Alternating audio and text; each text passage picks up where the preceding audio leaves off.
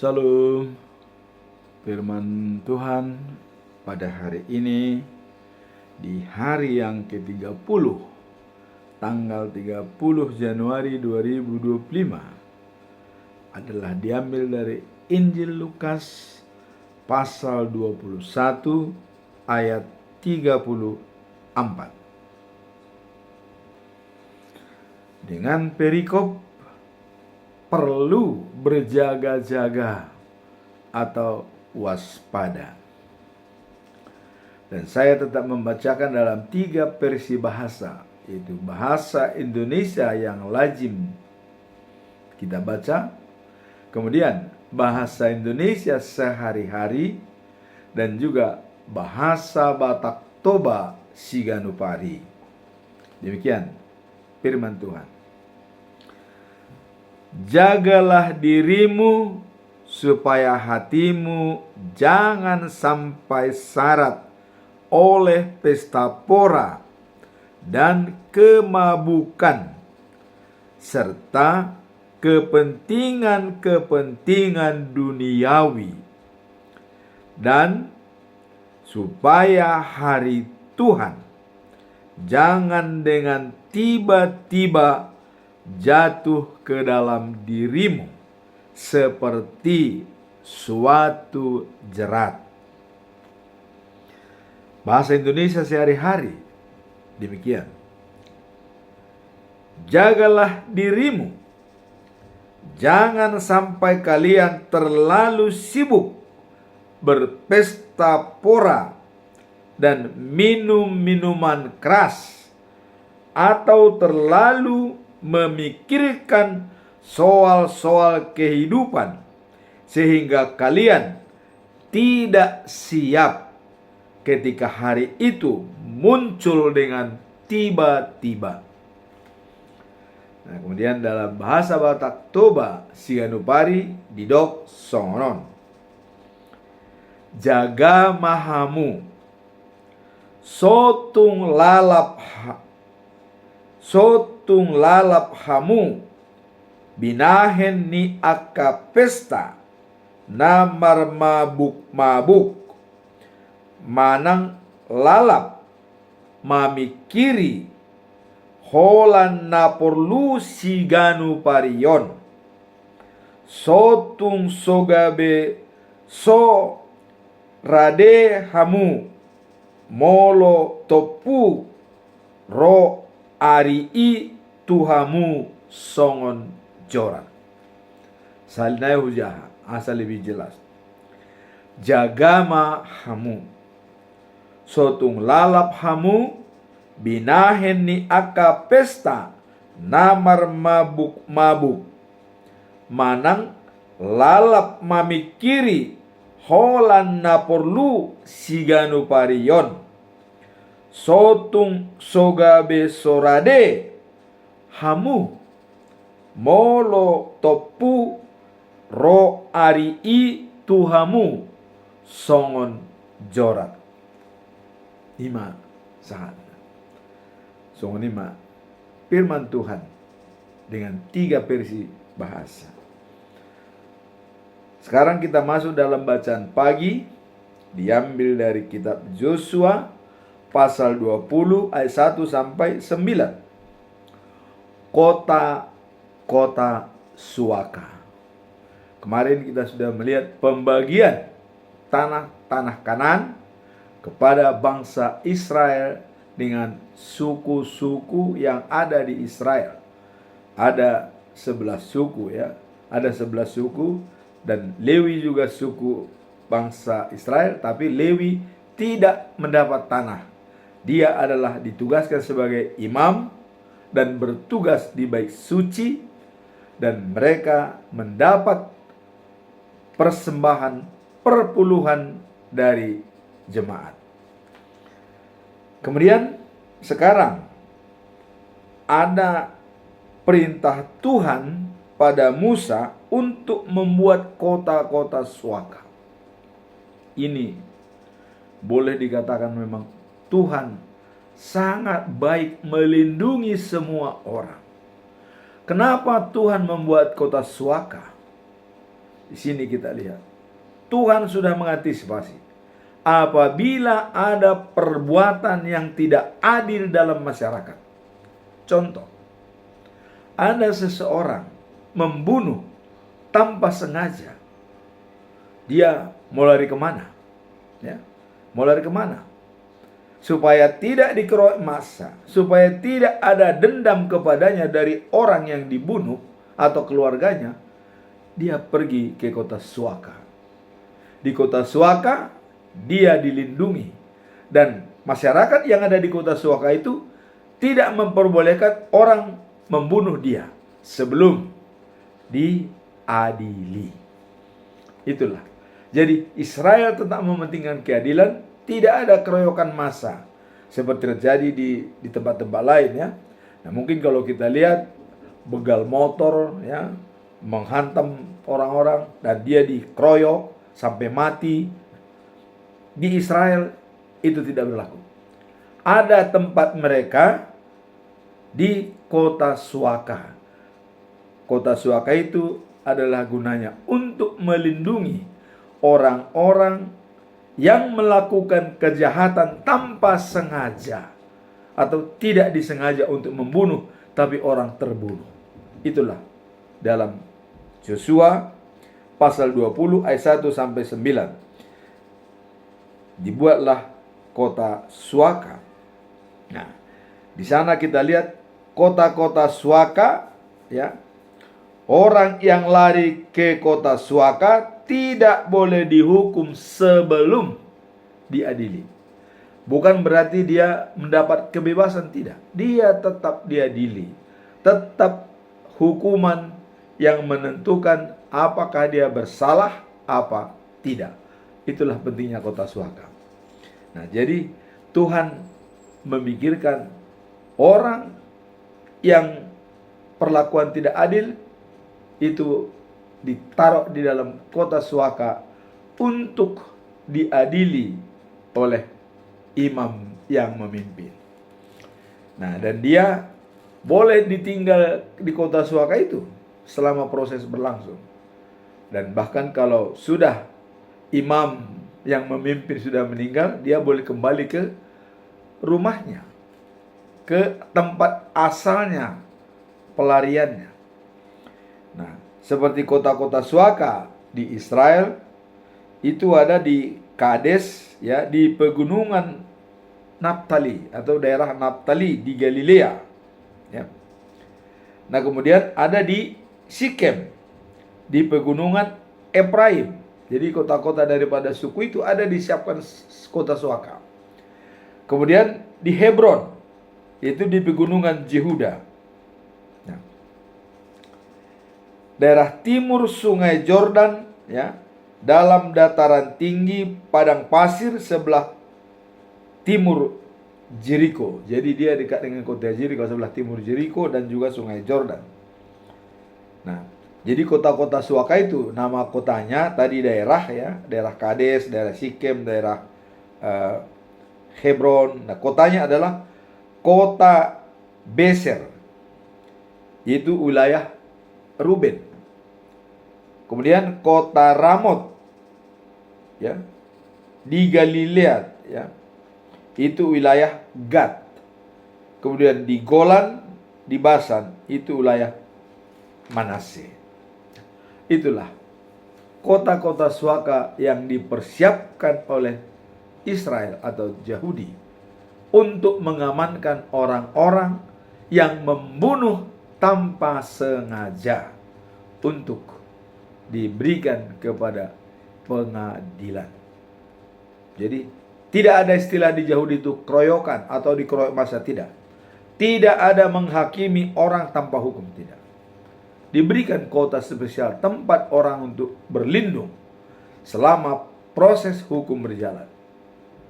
Ini bisa contoh baik ya, diambil oleh bangsa Indonesia, misalnya ditunjuk satu kota Suaka di mana, sehingga kota Suaka itu berwenang untuk melindungi siapapun yang membunuh tanpa sengaja, itu dilindungi.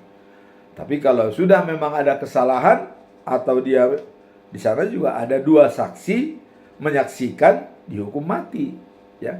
Jadi di Yahudi bukan berarti tidak ada orang yang dihukum mati, bisa. Masyarakat bisa menghakimi. Kalau ada 2 saksi menyatakan bahwa dia bersalah, itu bisa dihukum mati. Ya. Dan kecuali ya, kalau misalnya saksi itu diciptakan sendiri, seperti ya istri Ahab, Isabella, ya. Raja Ahab, Isabella menciptakan saksi palsu, dusta, untuk menyatakan bahwa Nabot itu menghina raja supaya mereka mengambil kebun anggurnya. Itu dibunuh oleh masyarakat tanpa kesalahan. Ini namanya diciptakan. Nah, kalau ini kota suaka, artinya orang tersebut membunuh seseorang tanpa sengaja, dan dia hendak dibunuh orang, dia lari ke kota suaka. Dia aman sampai pengadilan menjatuhkan hukuman. Itulah bacaan pagi. Kemudian kita masuk dalam bacaan malam, ya, diambil dari Roma pasal 7 ayat 1 sampai 6. Hukum perkawinan sebagai contoh. Nah, ini dicontohkan sebagai hukum perkawinan, ya. Nah, kemarin kita melihat bahwa upah dosa kematian. Lepas dari dosa, hidup kekal dan sejati. Nah, maka dikatakan, bagaimana, apa keuntungan kalau orang selalu melakukan dosa, dan apa keuntungan kalau orang sudah menghilangkan dosa? Tuhan Allah mengatakan bahwa kau mengampuni, akan kuampuni. Tidak mengampuni, aku juga tidak mengampuni. Jadi tergantung manusia itu mau diampuni atau tidak diampuni. Maka dilarang, janganlah melakukan dosa dalam hidupmu, supaya tidak datang kepadamu kematian selama-lamanya. Sekarang di sini dilihat bahwa ada bacaan malam ini yang menggambarkan kekuasaan hukum atas seseorang berlaku hanya selama orang itu masih hidup. Jadi kalau sudah meninggal, itu tidak berlaku lagi. Ini dicontohkan, ya. Seperti seorang wanita mempunyai suami. Selama dia bersuami, dia di bawah kekuasaan daripada si suami. Tidak boleh dia berbuat apa-apa atau berselingkuh, tidak. Karena kalau dia mengambil jalan berselingkuh, itu namanya berzina. Dia patut dihukum selama dia dalam kekuasaan suaminya. Tapi kalau suaminya sudah meninggal, ya, maka dikatakan dia boleh memilih laki-laki lain, dan itu tidak berzina walaupun dia tadinya sudah punya suami. Nah, ini dicontohkan kepada hukum perkawinan. Nah, jadi yang penting di sini adalah, ya,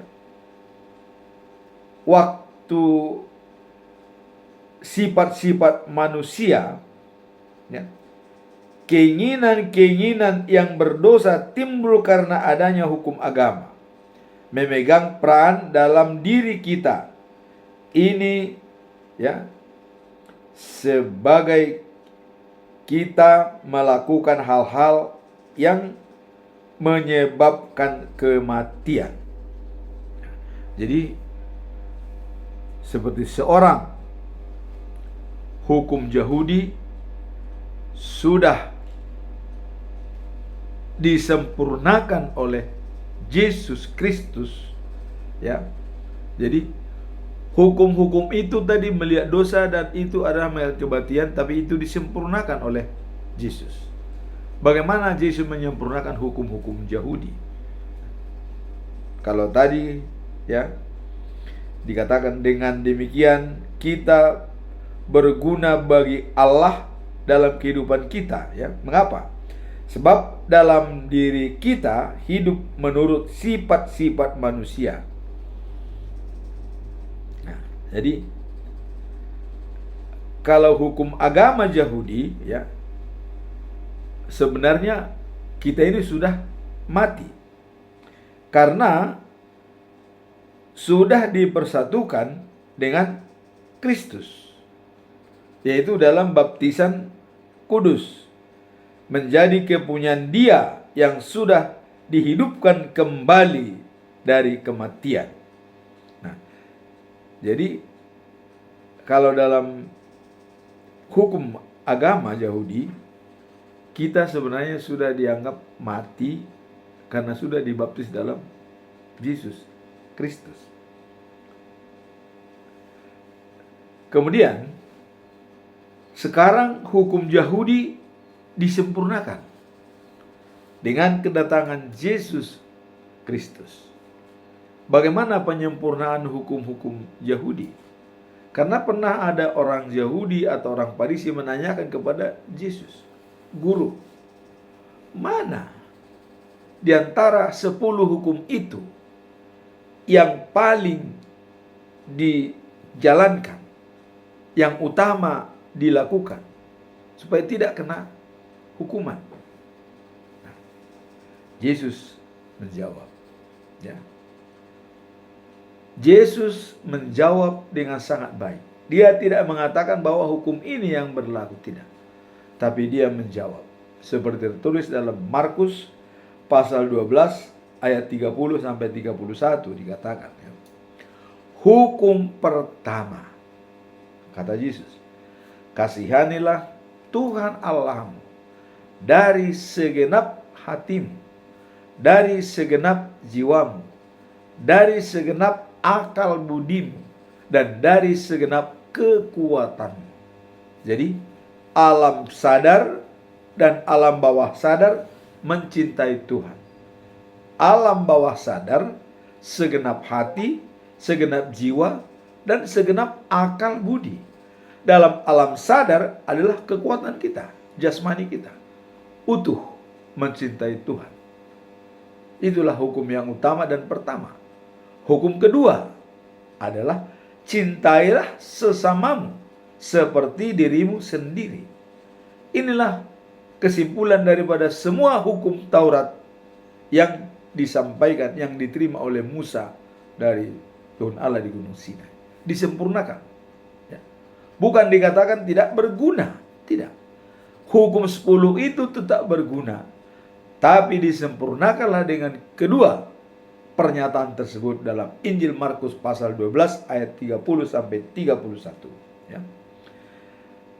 Sekarang kita mengabdi menurut cara yang ditunjukkan oleh Roh Kudus. Jadi Roh Kudus saat ini yang menyempurnakan iman kepercayaan kita kepada Tuhan. Setelah Yesus naik ke sorga dan mengirimkan Roh Kudus kepada semua umat manusia untuk menjaga dan melindungi dan sebagai teman kita dalam membimbing iman percaya kita kepada Yesus dan kepada Tuhan. Itulah Roh Kudus. Sekarang kita masuk dalam perikop hari ini. Injil Lukas pasal 21 ayat 34. Perlu berjaga-jaga dalam kehidupan sehari-hari. Sebelum kita masuk perikop ini, kita tetap mengacu pada pedoman kita selama bulan Januari. Ada topik yang sangat menarik selama bulan Januari, yaitu kesatuan panggilan, pelayanan, memuliakan Tuhan. Jadi kesatuan panggilan, pelayanan untuk memuliakan Tuhan. Berbeda-beda tetapi tetap satu. Kesatuan.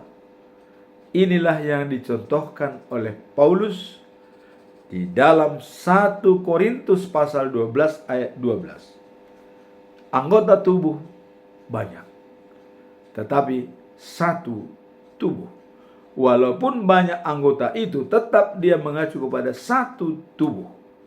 Artinya, tidak membedakan fungsi-fungsi dari masing-masing.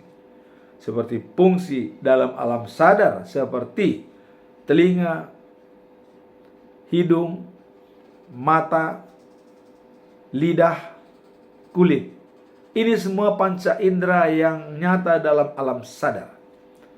Dan ada lagi di alam bawah sadar, yaitu hati, jiwa, akal budi, pikiran, dan juga jantung. Dan ini bekerja dalam 24 jam tanpa henti. Yang jantung hubungannya dengan otak untuk memerintahkan semua perangkat, dan mesinnya adalah jantung, sehingga semua berjalan dengan baik melalui darah. Nah, inilah dikatakan oleh Paulus bahwa satu kesatuan yang utuh untuk memuji dan memuliakan Tuhan. Dengan topik kita, kesatuan panggilan melayani untuk Tuhan. Dan ini merupakan suatu konsepsi sistem, saling berhubungan, saling menentukan, saling membutuhkan, dan saling bekerja untuk memuliakan Tuhan antara yang satu dengan yang lain. Tidak ada istilah inferior, superior, dan superhero, tapi yang ada adalah super team, wujudkan sinergi, celebration different untuk mewujudkan sinergi. Walaupun ada perbedaan antara jantung, mulut, tangan, otak, dan semua dalam tugasnya yang diciptakan oleh Tuhan, namun mereka tetap merayakan perbedaan untuk mewujudkan sinergi. Tidak ada mengatakan aku lebih penting, kau tidak, mereka tidak. Semua sesuai dengan fungsi dan karunia yang diberikan Tuhan kepadanya adalah bekerja bersama-sama. Demikian jugalah Kristus. Kristus adalah gambaran daripada baik suci. Kenapa dikatakan Kristus itu gambaran daripada baik suci? Karena ya, semua orang yang ada di baik suci itu sudah dibaptis atas nama Yesus Kristus. Maka semua penghuni yang ada di baik suci itu adalah merupakan rumah Tuhan. Baik suci adalah rumah Kristus. Ya. Nah, jadi tubuh Kristus itu yang ada di baik suci itu yang sudah dibaptis terdiri dari beberapa anggota seperti jemaat, penatua, pemusik, penyanyi, ya, dan juga imam dan para pengkhotbah, liturgis, semua menjadi satu. Tidak pernah mengatakan misalnya seorang pendeta yang berkhotbah, saya lebih penting dari jemaat. Kalau saya tidak ada apa yang kalian dengarkan, tidak berlaku. Atau jemaat mengatakan, tanpa kami jemaat, kalian semua tidak ada artinya. Tidak ada. Jadi semua berfungsi sesuai dengan karunia atau talenta pada masing-masing. Talenta berkhotbah, jalankan tugasmu. Talenta untuk melayani pemusik, jalankan Tuhan. Talenta sebagai jemaat yang aktif dalam membangun gereja, jalankan. Tidak ada seperti tadi superhero, tidak ada superior, tidak ada inferior. Semua adalah menjadi tim yang kompak. Kalau kata-kata Paulus katakan tim yang kompak. Nah, jadi sekarang dalam transformasi spiritualitas kita yang sudah dicanangkan di dalam kitab atau surat Paulus kepada jemaat Rom pasal 12 ayat 2, jangan serupa dengan dunia, berubahlah budi pekertimu sesuai kehendak Allah, supaya kamu ya menjadi menyenangkan hati Allah. Tahu mana yang baik sesuai kehendak Allah. Itulah dikatakan sempurna. Jadi transformasi spiritual saat ini yang harus kita kembangkan. Ya. Jadi ada kalanya ya, misalnya dalam berkhotbah misalnya ya, ada seorang pendeta berkhotbah mulai dari awal memberikan kepada jemaatnya semua lucu-lucu, sehingga ketawa mulai dari awal sampai akhir. Tapi apakah jemaat mendapat isinya? Selesai ketawa, pulang ke rumah yang diingat hanya lelucon. Firman Tuhan sudah tidak. Ini tidak termasuk transformasi. Tetapi katanya orang yang berhasil dalam berkhotbah apabila orang tersebut masuk di dalam 3 hal tadi: hati, jiwa, dan akal budi. Kalau hanya masuk dalam kekuatan membuat kita senang ketawa, itu katanya contoh hanya seperti jangan kau memberikan kail kepada orang karena dia hanya makan 1 hari. Ya. Kalau dulu orang mengatakan berikanlah kail, jangan berikan dia makanan. Tapi kalau sekarang jangan berikan dia kail, sudah dirubah pepatah itu. Karena dia hanya bisa makan 1 hari. Kenapa? Kalau orang dulu mengatakan kalau kail diberikan alat untuk mancing. Tapi sekarang tidak. Kalau kailnya dijual, tidak bisa dia mancing, tidak bisa mancing, tetap makan 1 hari. Maka jangan berikan dia makan 1 hari. Tetapi sekarang dirubah. Jangan berikan dia kail. Tetapi ajari dia menangkap ikan. Pakai kail, pakai tangan, entah apa. Ajari.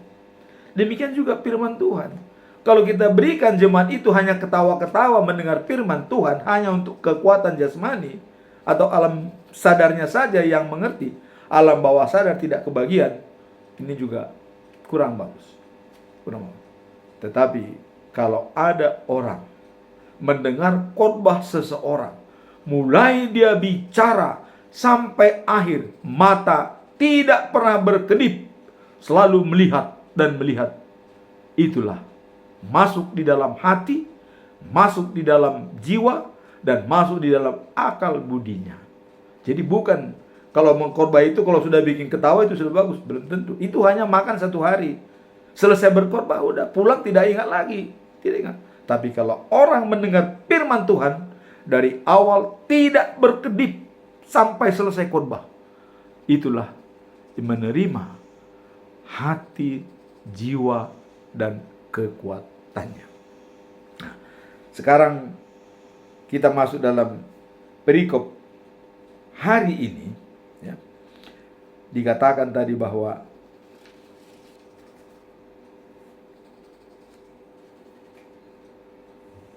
jangan ikuti norma-norma dunia ini. Dalam Roma 12 ayat 2. Biarlah Allah membuat pribadimu menjadi baru, supaya kalian berubah. Dengan demikian, kalian sanggup mengetahui kemauan Allah, yaitu apa yang baik dan yang menyenangkan hati Allah. Nah, jadi ini sejalan dengan perikop hari ini. Waspada. Tadi kita lihat bahwa dikatakan ya,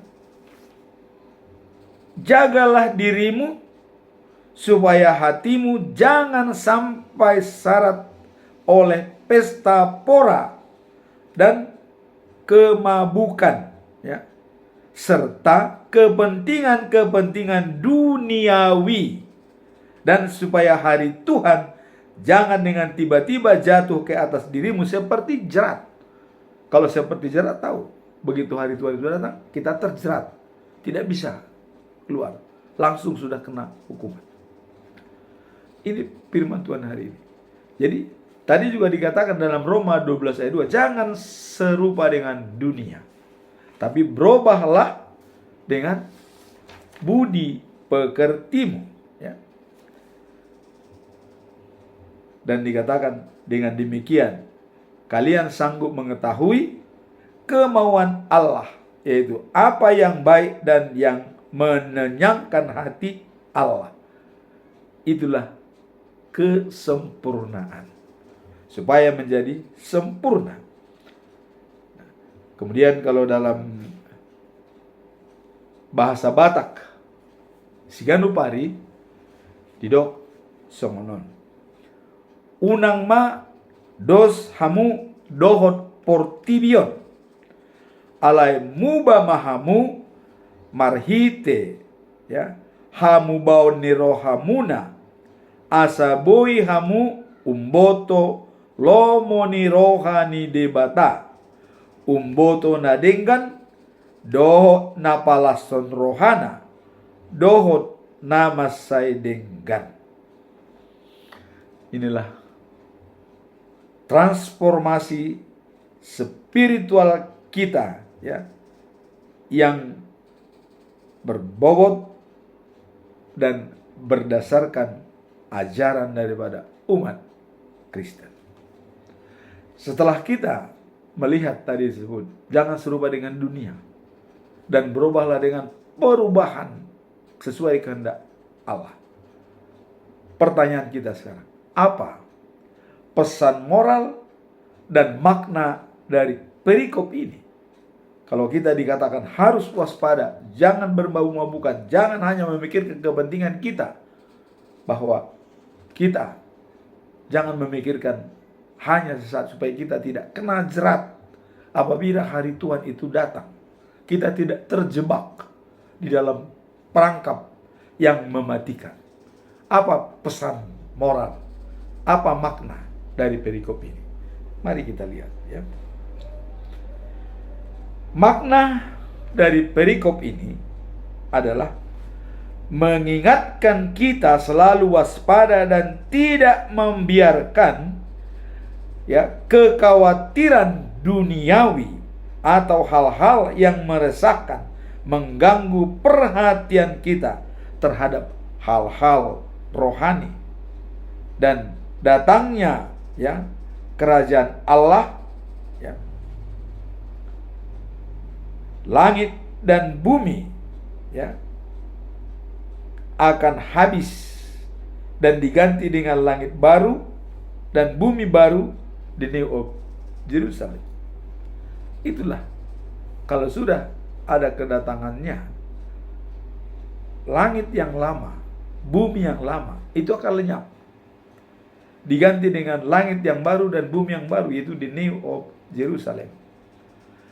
Kalau itu datang, jangan sampai kita terjerat ya dengan perlakuan-perlakuan bermabuk-mabuk ya, lupa, tidak baca firman ya. Artinya kita tidak waspada dan tidak siap.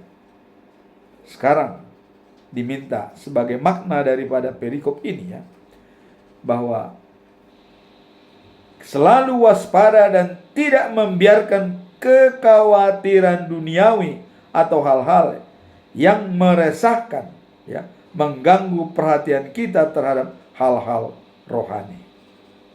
Jadi jangan sampai mengganggu duniawi ini, mengganggu hal-hal rohani kita.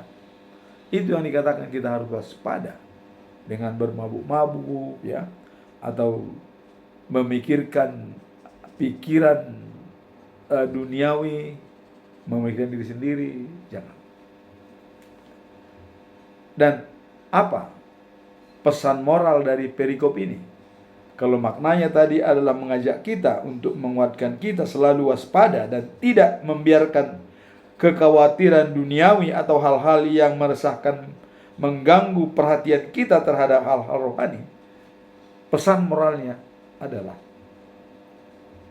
kita diajak untuk senantiasa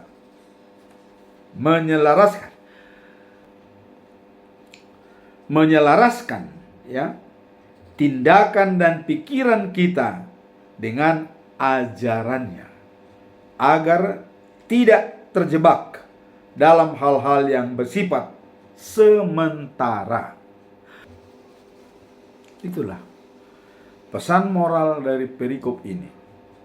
Kita diajak untuk senantiasa menyelaraskan tindakan, artinya menyesuaikan tindakan kita dan pikiran kita.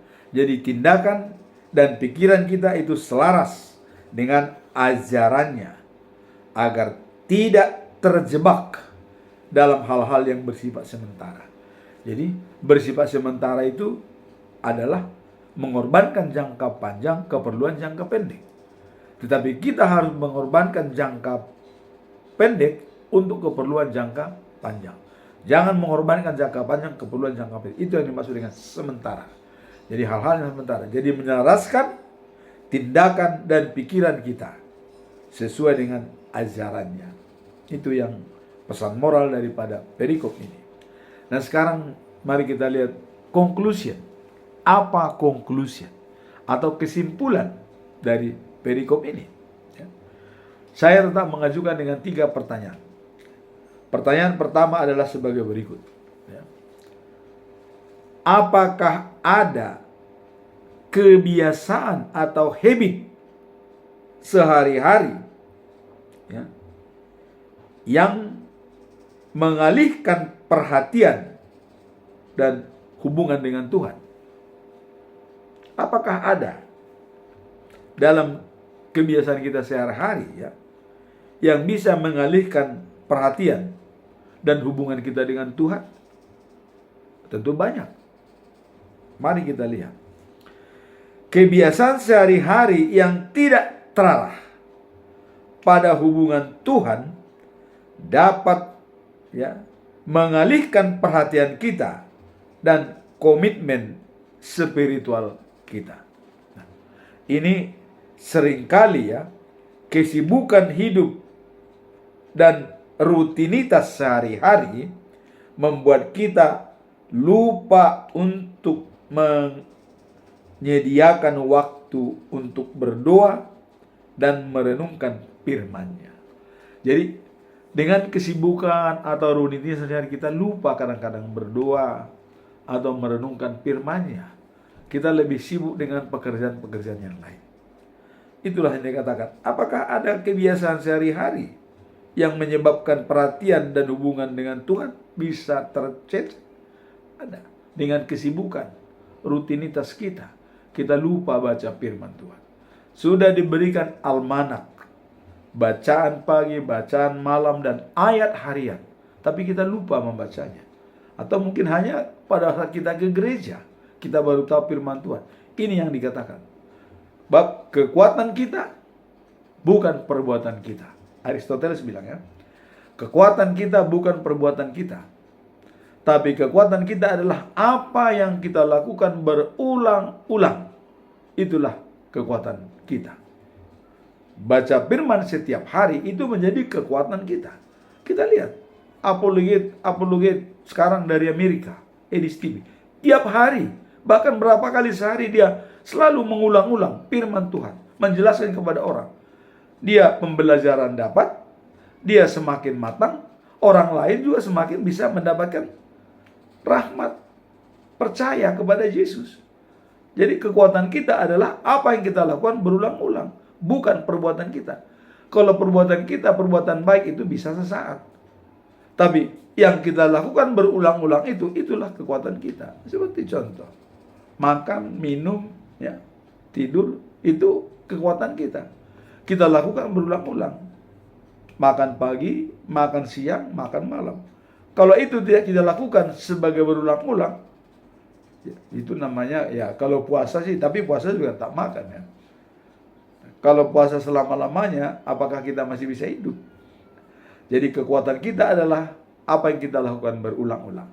Di sini tadi dikatakan bisa menjadi bias, ya, atau karena rutinitas kita lupa baca firman. Itulah dikatakan tadi, apakah ada kebiasaan sehari? Ada. Apabila kita tidak membaca firman Tuhan, itu bisa menjadi bumerang bagi kita, ya. Itulah pertanyaan pertama. Nah, kemudian dalam kehidupan sehari-hari penting untuk menetapkan waktu khusus untuk berdoa dan membaca Alkitab. Yesus mengingatkan kita dalam mana? Matius pasal yang ke-6 ayat 33. Apa dikatakan? Namun carilah dahulu kerajaan Allah dan kebenarannya, maka semuanya itu akan ditambahkan kepadamu. Jadi ayat ini mengingatkan kita akan pentingnya, ya, merenungkan, menempatkan Allah dalam hubungan kita dengannya sebagai, ya, prioritas utama dalam hidup kita. Jadi prioritas utama dalam hidup kita adalah hubungan kita dengan Allah.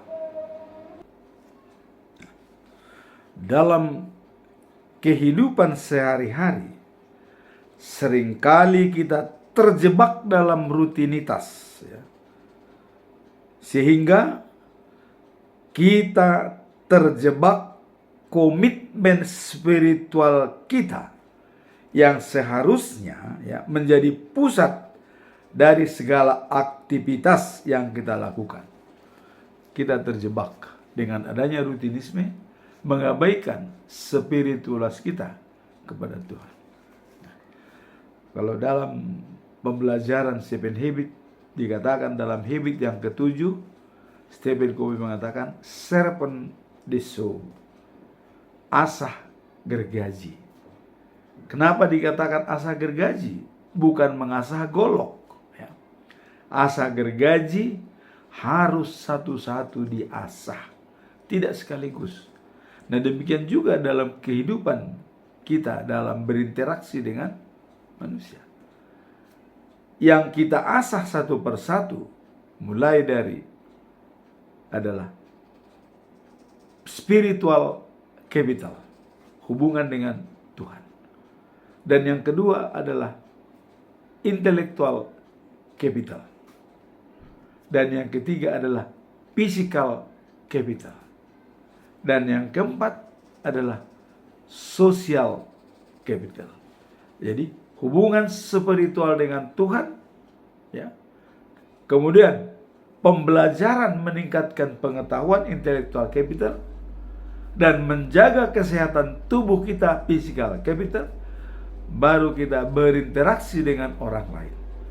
Dalam hal rutinitas ini katanya sering kita terjebak dalam mengganggu spiritual kita. Nah, jadi keempatnya itu memang kalau kata Stephen harus ada say hello setiap hari. Apakah berapa jam harus kita jalankan? Itulah jawaban daripada pertanyaan yang pertama tadi, bahwa apakah ada kebiasaan sehari-hari yang mengalihkan perhatian dan hubungan dengan Tuhan. Itulah tadi ada. Rutinitas itu bisa mengalihkan perhatian kita. Karena kita terlampau senang dengan aktivitas rutinitas sehari-hari sehingga lupa berhubungan dengan Tuhan. Pertanyaan yang kedua adalah bagaimana cara menjaga keseimbangan antara tanggung jawab duniawi dan kehidupan iman dalam situasi yang sulit. Jadi tanggung jawab duniawi dihubungkan dengan iman. Apa yang membuat ini menjadi seimbang? Mengelola keseimbangan antara tanggung jawab duniawi dan kehidupan iman dalam situasi yang sulit memang merupakan tantangan, ya. Jadi itu merupakan tantangan, terutama bagi seorang yang lanjut usia. Seperti kita ini sudah di atas 70 tahun ke atas.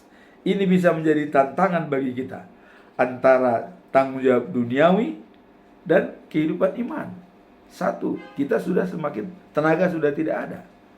Tidak ada lagi punya teman, sudah dilupakan orang, usia lanjut, sudah menyendiri. Inilah tantangan kita. Maka di sini dikatakan seorang yang lanjut usia 70 tahun ke atas harus tetap setia dalam panggilan Tuhan, menjalankan tugas dan tanggung jawab sehari-hari. Jadi kesetiaan yang kita miliki dan juga semangat yang berapi-api atau the fire spirit untuk tetap setia kepada Tuhan. Hanya itu, ya, kesetiaan dan semangat. Nah, kemudian dalam Mazmur pasal 119 ayat 105 dikatakan, dasar kita, firman-Mu itu adalah pelita bagi kakiku dan terang bagi jalanku. Ini satu-satunya solusi yang bisa kita lakukan bagi teman-teman yang sudah lanjut usia, yang berumur 70 tahun ke atas. Firman-Mu, pelita bagi kakiku dan terang bagi jalanku. Hanya itu. Kita mata sudah mulai berkurang, pendengaran sudah mulai hilang, kekuatan sudah tidak ada lagi. Maka hanya firman Tuhanlah pelita bagi kaki kita dan terang bagi jalan kita. Itu yang menyinari kita setiap hari. Nah, sehingga kita teringat dalam pernyataan Daud, ya, dalam Mazmur 23 ayat 6, ya, dikatakan bahwa aku, ya, kebajikan dan kemurahan mengikuti aku seumur hidup, dan aku berada di rumah Tuhan sepanjang masa. Tidak ada jeda. sepanjang masa. Rumah Tuhan itu apa? Dirinya sebagai rumah Tuhan. Karena napas jiwanya dari Tuhan, maka dikatakan dirinya adalah rumah Tuhan. Sekarang bagaimana kita menghadapi ini? Menjaga keseimbangan antara tanggung jawab duniawi dan kehidupan iman kita. Di sini tadi dikatakan jalan satu-satunya adalah firman-Mu itu adalah pelita bagi kakiku dan terang bagi jalanku. Itu yang membantu kita supaya keseimbangan tanggung jawab duniawi dan juga iman itu menjadi sempurna. Nah, ayat ini mengingatkan kita bahwa firman Tuhan berfungsi sebagai panduan dalam kehidupan kita, termasuk dalam menjalani tanggung jawab dunia, ya. Dalam mengalami aktivitas kita harus menggunakan prinsip kerja keras dan integritas tinggi. Nah, yang tertulis dalam Kolose pasal 3 ayat 23 dikatakan, apapun juga yang kamu perbuat, perbuatlah dengan segenap hatimu, seperti untuk Tuhan dan bukan untuk manusia. Jadi semuanya kita arahkan hidup kita bukan untuk manusia, tetapi untuk Tuhan. Fokus pada kepentingan Tuhan. Sekarang kita masuk dalam pertanyaan ketiga, ya. Apa saja tindakan konkret yang dapat diambil untuk memperkuat iman di tengah godaan duniawi saat ini? Apa tindakan yang konkret untuk menghadapi tindakan duniawi yang banyak godaan ini mempengaruhi iman kita? Apa tindakan kita yang konkret? Nah, di sini dikatakan adalah memperkuat iman di tengah godaan dunia saat ini merupakan tantangan yang perlu dihadapi oleh setiap orang percaya. Jadi ini merupakan tantangan bagi setiap orang yang percaya. Dan jawaban yang bisa menjawab ini adalah dalam Alkitab, ya, Tesalonika pasal 5 ayat 16 sampai dengan 18. Inilah jawaban yang bisa kita pakai, ya, di tengah godaan dunia saat ini untuk bisa merusak atau mengganggu iman kita. Dikatakan di sini, selalu bersukacita. Ini yang pertama. Kemudian tidak henti-hentinya berdoa dan mengucap syukur dalam segala hal, sebab itulah yang dikehendaki Allah dalam Kristus Yesus bagi kamu. Jadi ada tadi beberapa di sini katakan adalah selalu bersuka cita, tidak henti-hentinya berdoa, dan selalu mengucap syukur dalam segala hal, ya, sebab itulah yang dikehendaki Allah di dalam Kristus Yesus. Jadi dikatakan bahwa adalah bersukacita, berdoa, dan mengucap syukur. Itulah yang dikehendaki oleh Allah. Ayat ini mengingatkan kita bahwa setiap orang percaya untuk bersukacita dan berdoa tanpa henti, serta mengucap syukur dalam segala situasi. Jadi apapun yang kita hadapi, bagaimanapun banyaknya persoalan yang kita hadapi, dan semua kita harus mengucap syukur dan selalu berdoa, ya, tidak henti-henti berdoa, dan juga bersukacita. Jangan kita cemberut, ya, apapun terjadi kita harus mengandalkan Tuhan.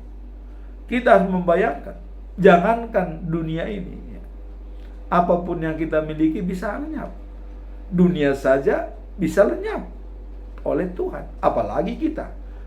Maka tugas kita adalah bersukacita, jangan henti-hentinya kita berdoa, dan selalu mengucap syukur. Nah, menghadapi godaan dunia yang semakin besar, tindakan ini menjadi sesuai, ya, dan relevan karena menjaga hubungan yang erat dengan Tuhan. Jadi ini adalah sangat relevan, ya, untuk menghadapi godaan dunia yang semakin besar. Jadi tindakan yang tadi bersukacita, berdoa, dan bersyukur sangat relevan dengan kehendak Tuhan. Dan itulah yang dikehendaki oleh Tuhan.